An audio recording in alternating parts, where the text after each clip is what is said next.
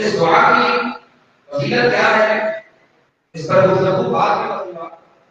پہلے امام ابو الحسن شاذلی رحمۃ اللہ علیہ کو جاننا ضروری ہے. آپ نے مراکش کا نام سنا ہوگا جس کو مراکو کہا جاتا ہے. افریقہ کی سرزمین ہے جو کہ افریقہ ہے اور بڑا بڑا ہے. دنیا کے تمام بڑا میں سب سے بڑا بڑا شبہ ممالک کے اندر اس کے اندر ایک شہر ایک ملک جس کو مراکش کہا جاتا ہے. مراکش کے اندر سلطہ نام کے ایک قصبے میں آپ کی پیدائش ہوئی 593 ہجری کے اندر. یہ وہ زمانہ تھا ادھر وہ سرکار غوث رضی اللہ تعالیٰ عنہ وصال کے اندر ابھی زیادہ زمانہ گزرا تھا. بس 2 لڑائیاں ہوئی. اس زمانے میں آپ پیدا ہوئے ظاہری تعلیم تربیت آپ نے حاصل فرمائی. باقی تعلیم کی طرف آپ کی طبیعت مائل ہوئی. کسی شیخ کامل کی بارگاہ میں پہنچ کر اپنے دل کی آئینے کو کھلا کرتے ہیں اور اس کا کنیکشن آقا کریم صلی اللہ علیہ وسلم سے جوڑتے ہیں. رہنے والے تھے مراکش کے لیکن انہوں نے سفر اختیار کیا بغداد کی. بغداد پہنچ گئے شیخ کامل کی طرف اور وہاں پہنچ کر آپ نے مشائخ کی صحبت اختیار کرنا شروع کی. بڑے بڑے مشائخ کی بارگاہ میں پہنچے لیکن آپ کبھی کہیں وہ قائم نہ ہوا. ایک شیخ ابو الفتوح واسطی وہاں بڑے بزرگ تھے جن کی صحبت میں آپ پہنچے اور آپ کبھی کی حالت میں یہ قطب وقت کی تلاش میں شیخ کامل کی تلاش میں انہوں نے آپ کو اپنی بارگاہ میں طلب کیا اور کہا جس کی تلاش میں آئے ہو وہ شاید خود تمہارے ملک کے اندر موجود وہ خود تمہارے ملک کے اندر موجود ہے. واپس جاؤ واپس تشریف لائے. آپ شاید کی تلاش شروع کر دی. ان کو بتایا گیا کہ شاید کا نام عبدالسلام بن بشیش ہے. عبدالسلام بن بشیش اس زمانے کے بہت بڑے بزرگ ان کا شجاعت ہے. شیخ عبدالسلام بن بشیش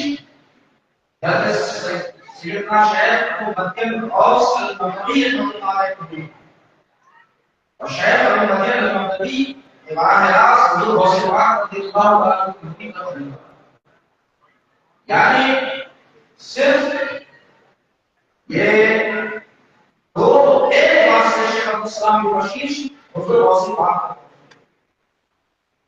مکمل عالمی فیض سرکار غوث اعظم کا فیض پہنچا.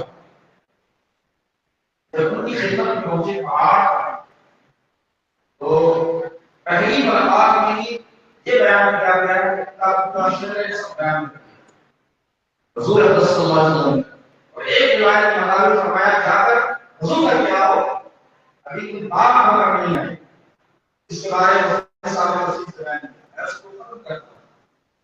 شیخ عبدالسلام بن بشیش کی توجہ جب آپ کو پڑی شیخ ابو الحسن شاذلی پر بات فرماتے ہیں کہ میرے دل کی دنیا روشن ہو گئی. میرے دل کی تاریکی دور ہو گئی. شیخ کی صحبت میں رہنے کے بعد کہ آپ نے 23 کا سفر کیا 23 کا سفر کیا. پھر وہاں سے آپ کا سفر مصر کی سرزمین پر ہوا. اسکندریہ میں آپ نے قیام کیا. اسی وجہ ہے کہ آپ دیکھیں گے 23 کے اندر مصر کے اندر یہ سلسلہ زیادہ پایا جاتا ہے. اس کو سلسلہ شاذلیہ کہا جاتا ہے. تو سلسلہ شاذلیہ دراصل یہ برانچ ہے سلسلہ قادریہ. سلسلہ قادریہ سے ہوتے ہوئے یہاں تک پہنچا. پھر اسی سلسلہ شاذلیہ کے برانچ سلسلہ وسیلہ ہے کیونکہ آپ کے خلیفہ میں شیخ عبدالعباس احمد مرسی ان کو آپ نے خلافت عطا فرمائی اور آپ کے بعد 2 جانشین ہوئے. ان کے بعد یہ سلسلہ وسیلہ کرا. یہ حزب البحر ان کے ذریعے سے منتقل کرا. اس حزب البحر کا فائدہ یہ ہے اس کے بارے میں خود آپ نے فرمایا لو قرئ حزبی علی بغداد لما اخذت القطع. یہ سب ہجری میں 1258 عیسوی کے اندر تاغاریوں نے بغداد پر حملہ کیا اس کو تاثر تراش کر دیا. آپ فرماتے ہیں کہ اگر یہ میرا حزب البحر بغداد کو پڑھ دیا جاتا تو تاغاری کبھی بھی اس پر غالب نہیں ہو سکتے. کبھی بھی تاثر تراش نہیں کر سکتے. اس کا پاور اتنا زیادہ ہے. اگر کسی گاؤں میں آگ لگ رہی ہے اس کو گھر پڑھ دیا جائے تو آگ بجھ جائے گی. کسی گھر میں آگ لگ رہی ہے اس کو پڑھ دیا جائے آگ بجھ جائے گی. اس کے فوائد بہت زیادہ ہیں. اس نیت سے آپ پڑھیں گے وہ عمل پورا ہو جائے گا. اس البحر کا سب سے بڑا فائدہ اس فقیر نے محسوس کیا مرشد یادی کی توجہ سے.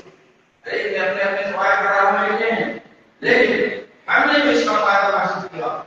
اس البحر سے انسان کے اعمال میں احوال میں استقامت پیدا ہوتی ہے. شریعت اور طریقہ پر استقامت پیدا کرنے کے لیے اس البحر بہت زیادہ مجرد عمل ہے. اور ہمارے شیخ طریقت اس زمانے میں حزب البحر کا عمل کرواتے ہیں اپنے مریدین سے. اس کا مقصد کیا ہے؟ اس کا مقصد یہ ہے کہ اس بندے کے اندر استقامت آ جائے. جب تک مرید کو مانا نہیں جائے گا، جب تک اس کو رڑا نہیں جائے گا، تب تک اس کی نفس کی دھلائی نہیں ہوگی، تب تک وہ کمال کو نہیں سکتا.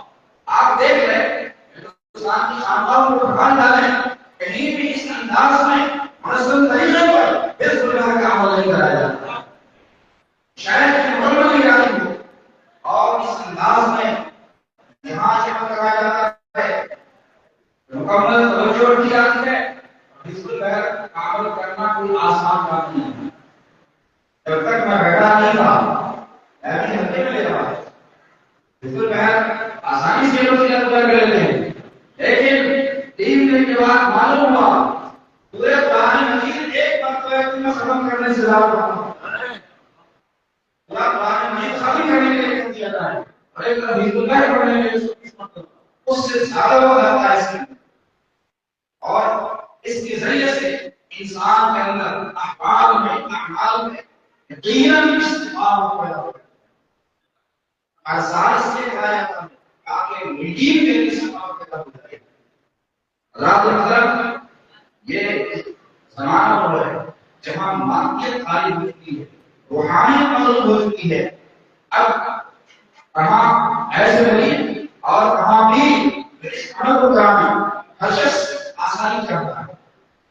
اور خانقاہ کی بنیاد آپ دیکھیے نئی دن محنت کرنے والے لوگ ہیں. جس طریقے سے کام یہاں ہو رہا ہے حضور مرشد احمد کی نگرانی میں ہو رہا ہے، آپ پورے ہندوستان میں نہیں پائیں گے. باہر کی طرح بات نہیں کر رہا ہوں، اس لیے کہ پیر اور مرید کوئی آسان کام نہیں ہے. حقیقت یہ ہے کہ پیر کامل وہی ہے جو غریب اور کے رنگ میں رہتے. یہ کامل کی نشانی ہے.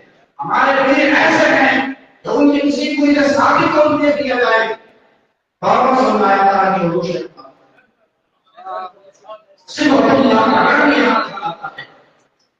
ومن احسن من اللہ صرف ہمارا جو سلسلہ نقشبندیہ مجددیہ ہے فقط نقشبندیہ مجددیہ کا فائد نہیں ہے بلکہ اس میں سرکار اور کا فیض بھی شامل ہے.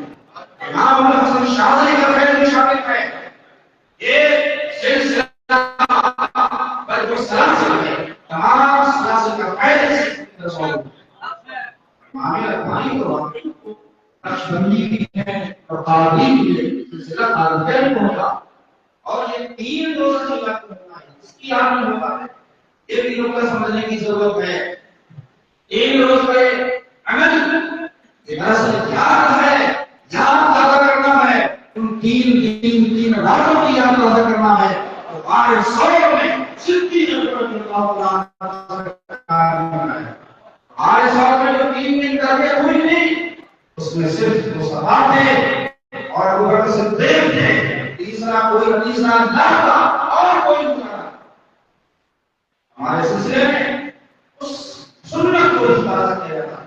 40 دن دینے والے افراد کہ اس دین کے اندر اتنا مظاہرہ کیا جاتا ہے اگر مریض اس پر پابندی کے ساتھ عامل ہو جائے اور اس کے مطابق عمل کرے یقیناً اس کا ظاہر اور باطن آسان ہو جائے گا. شیطان اس پر پابندی نہیں سکتا. یہ ہے حزب البحر کا فائدہ. لوگ سمجھتے ہیں حزب البحر سے موقعین کے لیے موقعین کے لیے حزب البحر کا اللہ کی رضا کے لیے کرایا جاتا ہے. بس انہی کلمات کے ساتھ